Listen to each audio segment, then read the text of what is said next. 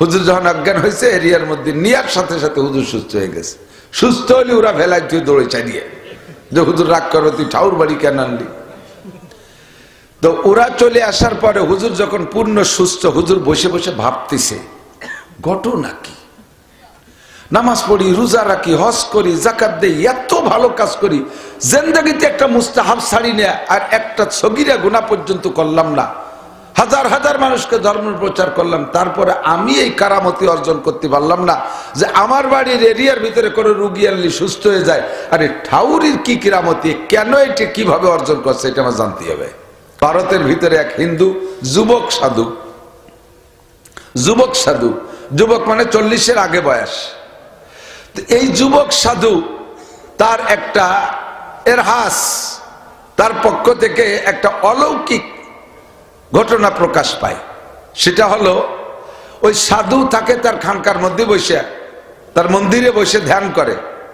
ওর বাড়ির বড় একটা এরিয়া আছে, এই মন্দিরের বড় একটা এরিয়া আছে।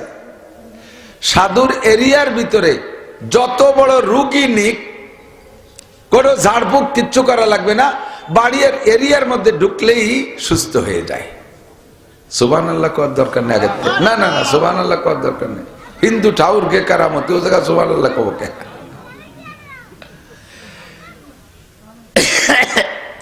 ওই এলাকায় তৎকালীন ভারতের ভিতরে সবচেয়ে বড় বুজুর্গ একজন, হাজার হাজার লক্ষ লক্ষ মুসলমান মুরিদ।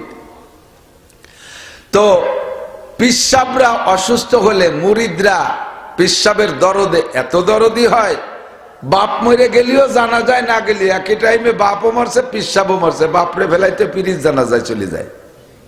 ভক্তরা কিন্তু পীর গিয়ে এত ভক্ত হয়, বাপরে লুঙ্গি না কিনে দিয়ে পীরির নামে মাহফিল হবে, সে জায়গা 10,000 5,000 টাকা চাঁদা দেয়। এরকম আছে না নাই? তো পিসাব অসুস্থ হয়, প্রায় স্টক করে, আর চিকিৎসা করে, ভালো হয়।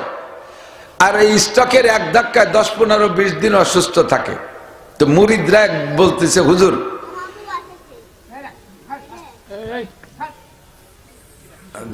দিয়ে দাও, ওর আম্মুল লাগবে না, ওর লাগবে, তা ঠিক আছে নাকি? এবার পিসাবের এরিয়ার ভিতরে নিলে সুস্থ হয় যেহেতু ওই যে সাধুর, তো মুরিদরা পিসাবরে বলতেছে, হুজুর এবার যদি আপনি অসুস্থ হন তাহলে আমরা কি একটু ঠাউর বাড়ি একটু নেবো আপনারে, এগুলা খান দি। তো পিসাব কয়, আস্তাগফিরুল্লাহ, মরণ যদি এসেই যায় তাহলে আমার তো মরতেই হবে, তা আমি মরার ভয়ে বাঁচার জন্য ঠাউর বাড়ির এরিয়ায় যাব, যদি সে জায়গা আমার হায়াত শেষ হয়ে যায়, সারা জীবন তোমাদেরকে ধর্ম প্রচার করলাম, এত সবক দিলাম, আর অবশেষে ঠাকুর বাড়ি যাইয়ে মরব মন্দিরের মধ্যে, কোনো অবস্থা তো নিবা না। তো হুজুরের এই কথার পর তারা রয়েছে। এরপরে হুজুর যখন ফিরে অজ্ঞান হয়ে গেছে, ওরা চিন্তা করছে বুড়ো তো বেহুশ, এই সুবাদে ওর মধ্যে একটু নেই, যদি হুশ হয়ে যায় থুয়ে চলে আসবো, আর বাপ খারাপ দেখলেই টেনিবার নিয়ে আসবো। সত্যি এরিয়ার মধ্যে নেছে, নেয়ার পরে হুজুর যখন অজ্ঞান হয়েছে এরিয়ার মধ্যে নেয়ার সাথে সাথে হুজুর সুস্থ হয়ে গেছে। সুস্থ হলে ওরা ভেলাই তুই দৌড়ে চালিয়ে যে হুজুর রাগ করো, তুই ঠাউর বাড়ি কেন আনলি? তো ওরা চলে আসার পরে হুজুর যখন পূর্ণ সুস্থ, হুজুর বসে বসে ভাবতেছে ঘটনা কি, নামাজ পড়ি, রোজা রাখি, হজ করি, যাকাত দেই, এত ভালো কাজ করি, জিন্দেগিতে একটা মুস্তাহাব ছাড়ি না, আর একটা সগীরা গুনাহ পর্যন্ত করলাম না, হাজার হাজার মানুষকে ধর্ম প্রচার করলাম, তারপরে আমি এই কারামতি অর্জন করতে পারলাম না যে আমার বাড়ির এরিয়ার ভিতরে কোনো রুগী আনলি সুস্থ হয়ে যায়। আরে ঠাউরির কি কিরামতি, কেন এটা কিভাবে অর্জন করছে এটা আমার জানতে হবে। কৌতূহল জাগছে। হুজুর উঠা আস্তে আস্তে ঠাকুরের মন্দিরের মধ্যে গেছে, যাইয়া ঠাকুরের কাছে যখন দরজায় দাঁড়াইছে, ঠাকুর হুজুরে আগের থেকে চেনে, হুজুর ওরে না চিনলিও ঠাকুর হুজুরকে দেখে একেবারে ছোট হয়ে গেছে, বিনয়ের সাথে উঠে দাঁড়ায় চলে আসছে, হুজুরকে নমস্কার টমস্কার জাওয়াদের ভাষায় দেওয়া দরকার সব দিয়ে টিয়ে নিয়ে বসাইছে, বলে হুজুর বসবেন? জি আমি তোমার কাছে বসবো বলে আসছি। তো হুজুর ওকে সামনে নিয়ে বসছে, বসে বলতেছে, বাবা একটা সত্য কথা বলবা? বলে জি হুজুর। তুমি এই যে যা অর্জন করছো, তোমার বাড়ির এরিয়ার ভিতরে অজ্ঞান রুগী আনলে হুশ হয়ে যায়, সুস্থ হয়ে যায়, এটা তুমি কিভাবে কি করো বলো তো? তো হুজুর এটা তো আমি জানি না, ভগবান জানে, ওরা যে ভাষায় কয় ভগবান জানে। তুমি করো কি বলো তো, তোমার আমল আখলাক কি? কয় যে হুজুর আমি তো এনে বসে থাকি। কয় না বলো আর কি করো?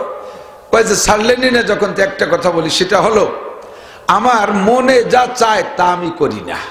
অঞ্চলের হাজারো লাখো মানুষের মধ্য থেকে আল্লাহ পাক বাছাই ছাঁটাই করে আমাদেরকে কিছু হিদায়তি কথা বলা এবং শোনার জন্য কোরআন সুন্নাহকে সামনে রেখে মানব জীবন আল্লাহ আল্লাহর রসুলের মত আদর্শ অনুযায়ী চলার পাথেও সংগ্রহ করার জন্য আসার বসার তৌফিক এনায়েত করেছেন। শুকর আদায় করি আলহামদুলিল্লাহ।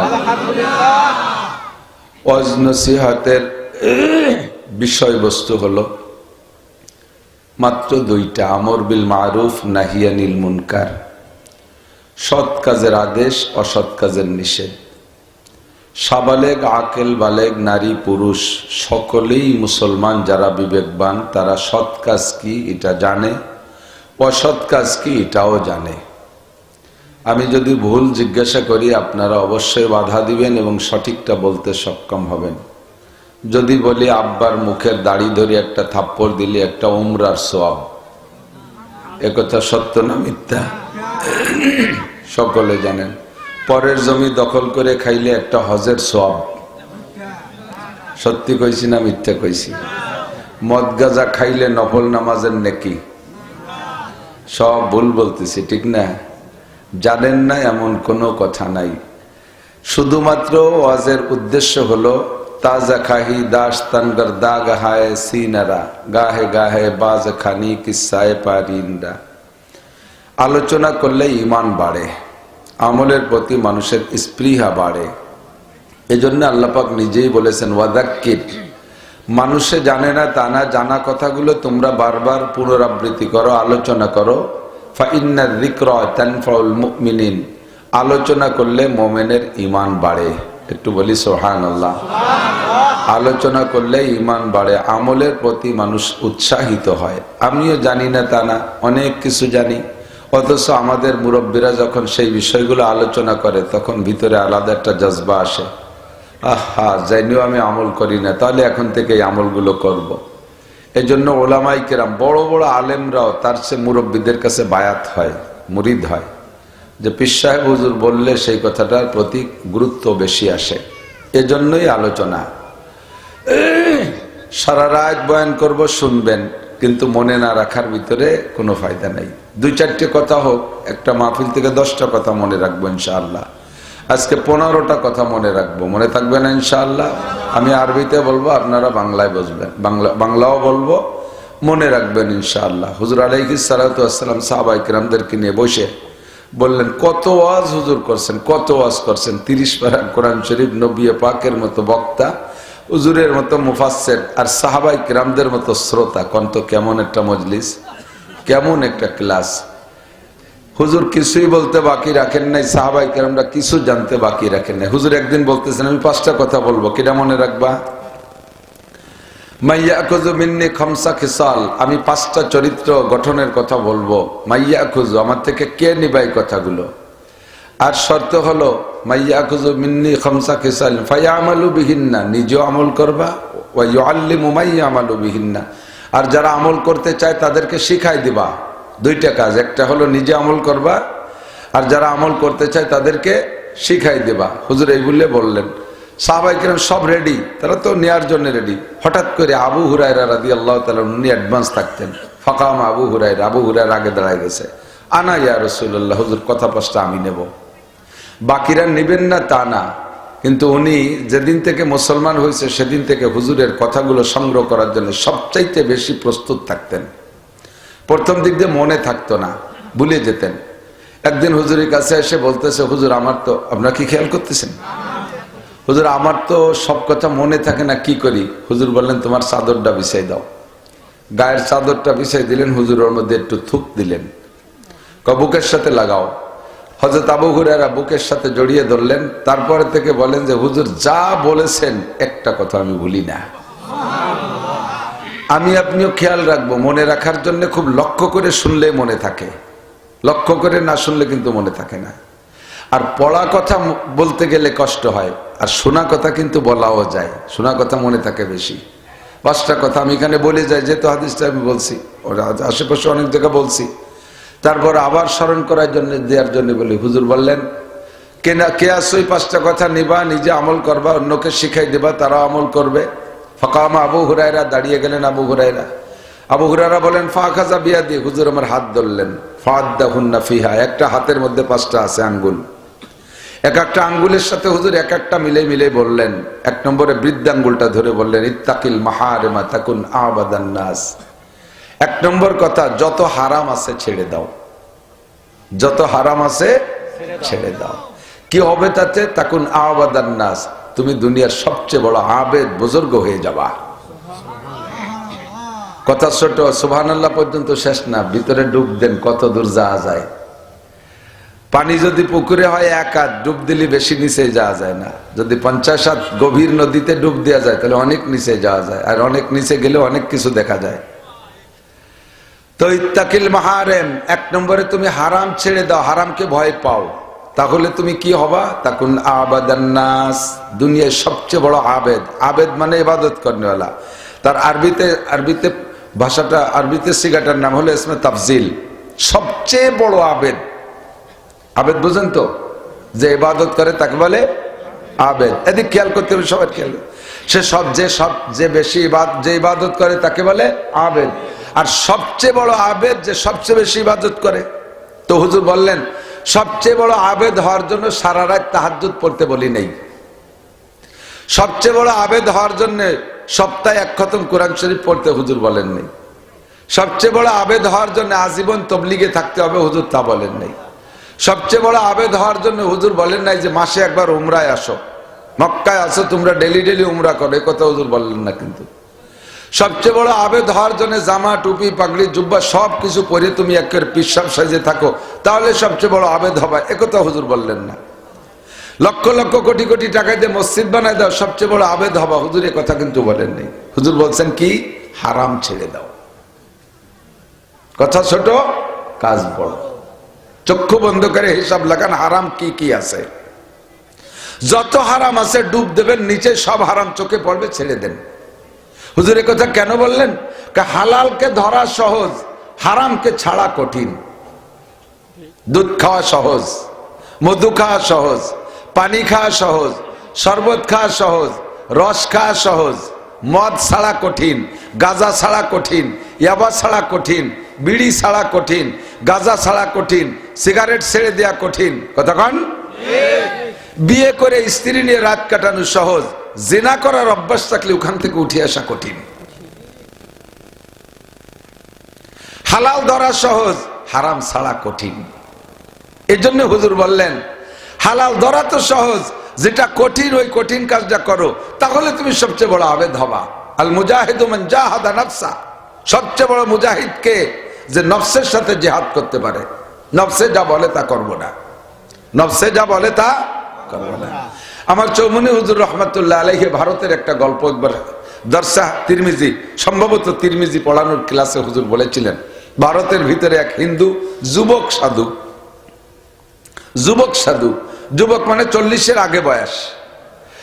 এই যুবক সাধু, তার একটা এরহাস, তার পক্ষ থেকে একটা অলৌকিক ঘটনা প্রকাশ পায়। সেটা হলো, ওই সাধু থাকে তার খানকার মধ্যে বসে, তার মন্দিরে বসে ধ্যান করে। ওর বাড়ির বড় একটা এরিয়া আছে, এই মন্দিরের বড় একটা এরিয়া আছে।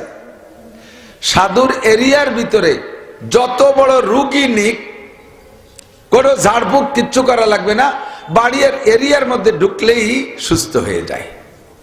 সুবহানাল্লাহ করার দরকার নেই। না না না, সুবহানাল্লাহ করার দরকার নেই। হিন্দু ঠাউর কে কারামতি, ও জায়গা সুবহানাল্লাহ কব কে?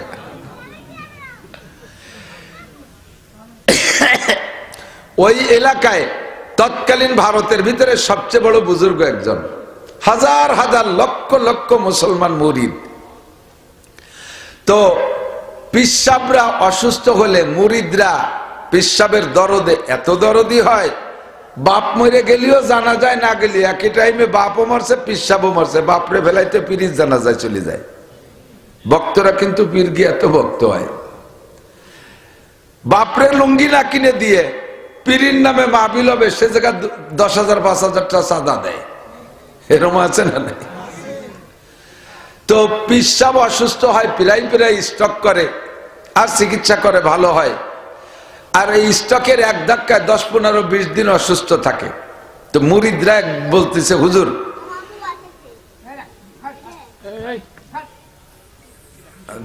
দিয়ে দাও, ওর আম্মুর লাগবে না, ওর লাগবে, তা ঠিক আছে নাকি? এবার পিসাবের এরিয়ার ভিতরে নিলে সুস্থ হয় যেহেতু, ওই যে সাধুর, তো মুরিদরা পিসাবরে বলতেছে, হুজুর এবার যদি আপনি অসুস্থ হন তাহলে আমরা কি একটু ঠাউর বাড়ি একটু নেবো আপনারে, এগুলা খান দি।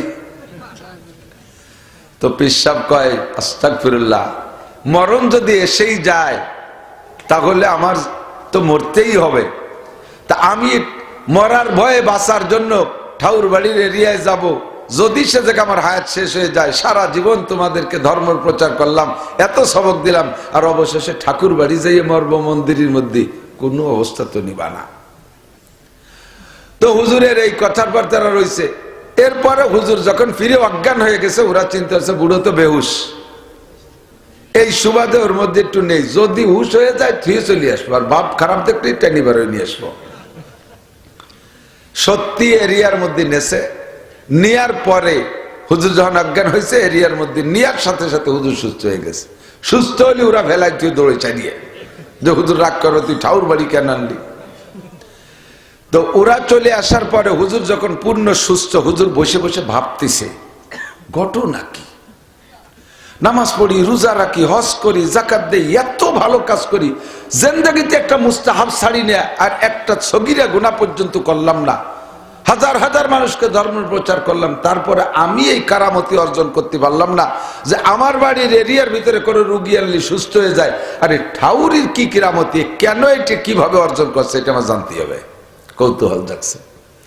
হুজুর উঠা আস্তে আস্তে ঠাকুরের মন্দিরের মধ্যে গেছে, যাইয়া ঠাকুরের কাছে যখন দরজায় দাঁড়াইছে, ঠাকুর হুজুরে আগের থেকে চেনে, হুজুর ওরে না চিনলেও ঠাকুর হুজুরকে দেখে একেবারে ছোট হয়ে গেছে, বিনয়ের সাথে উঠে দাঁড়ায় চলে আসছে, হুজুরকে নমস্কার টমস্কার জাওয়াদের ভাষায় দেওয়া দরকার সব দিয়ে টিয়ে নিয়ে বসাইছে, বলে হুজুর বসবেন? জি আমি তোমার কাছে বসবো বলে আসছি। তো হুজুর ওকে সামনে নিয়ে বসছে, বসে বলতেছে, বাবা একটা সত্য কথা বলবা? বলে জি হুজুর। তুমি এই যে যা অর্জন করছো, তোমার বাড়ির এরিয়ার ভিতরে অজ্ঞান রুগী আনলে হুশ হয়ে যায়, সুস্থ হয়ে যায়, এটা তুমি কিভাবে কি করো বলো তো? তো হুজুর এটা তো আমি জানি না, ভগবান জানে, ওরা যে ভাষায় কয় ভগবান জানে। তুমি করো কি বলো তো, তোমার আমল আখলাক কি? কয় হুজুর আমি তো এনে বসে থাকি। কয় না বলো আর কি করো? কয় যে ছাড়লেনি না যখন, তো একটা কথা বলি, সেটা হলো আমার মনে যা চায় তা আমি করি না, আর মন আর নফস কোনোদিনও ভালো কিছু চায় না। আমার এই মন্দিরের ভিতরে অনেক সুন্দরী মেয়েরা আসে, তাদের দিকে তাকাইতে মনে চায়, আমি তাকাই না। তাদের নিয়ে অনেক কিছু করতে আমার সুযোগ আছে, মনে চায়, আমি তা করি না।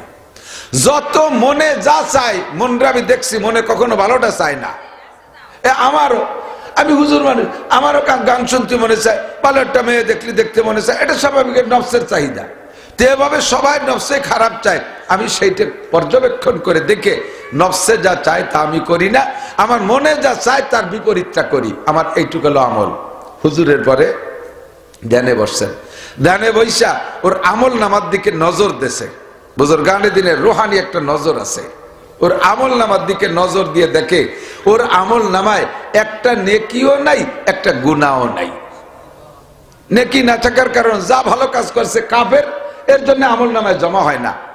আর কোন গুনাহ সে করে না, নফসে গুনাহ চায়, নফসের সাথে জেহাদ করে, সে নফসের চাহিদা পূরণ করে না, এর কারণে আমল নামায় গুনাহও নাই, নেকিও নাই, ফ্রেশ সাদা দুনিয়া কাগজ পড়িয়ে রয়েছে। হুজুর দেখলেন যে কথা তো সত্যই।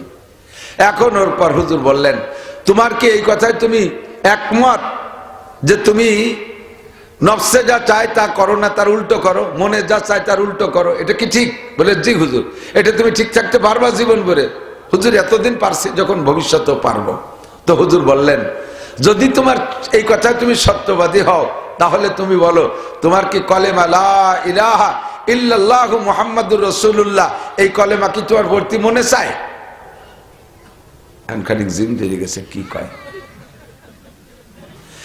এবার যুবককে প্রস্তাব দিয়েছে, যুবক তোমার কি কলেমা লা ইলাহা ইল্লাল্লাহ মুহাম্মাদুর রাসূলুল্লাহ পড়তে মনে চায়? যুবক এখন ধ্যান ধরে গেছে, কিছুক্ষণ চুপ করে থেকে কয়, হুজুর আমার পূর্বপুরুষ ধরে হিন্দু, আমিও হিন্দু, এই এলাকার অনেক সম্মান ইজ্জত নিয়ে আসি, আমি এই কলেমা পড়লে সব ধ্বংস হয়ে যাবে, হুজুর এই কলেমা আমার পড়তে মনে চায় না। হুজুর কয়, বাবা তোমার আগের কথার পর এবার আমল করো, তোমার চির সিদ্ধান্ত মনে যা চায় তার উল্টো করো, মনে যেটা না চাই সেইটা তুমি করো, মনে যেটা চাই সেটা করো না। এবার তোমার কলেমা পড়তে মনে চাইতেছে না, তোমার করণীয় কি? কয়টা তো কলেমা পড়া লাগবে, মনের উল্টো করছি। তাহলে তোমার কারামতি যদি ধরে রাখতে হয়, নফসের খেলাফ কাম করতে হবে, তাহলে তুমি পড়ো। যুবক সঙ্গে সঙ্গে পড়ে বেলাইছে লা ইলাহা ইল্লাল্লাহ মুহাম্মাদুর রাসূলুল্লাহ।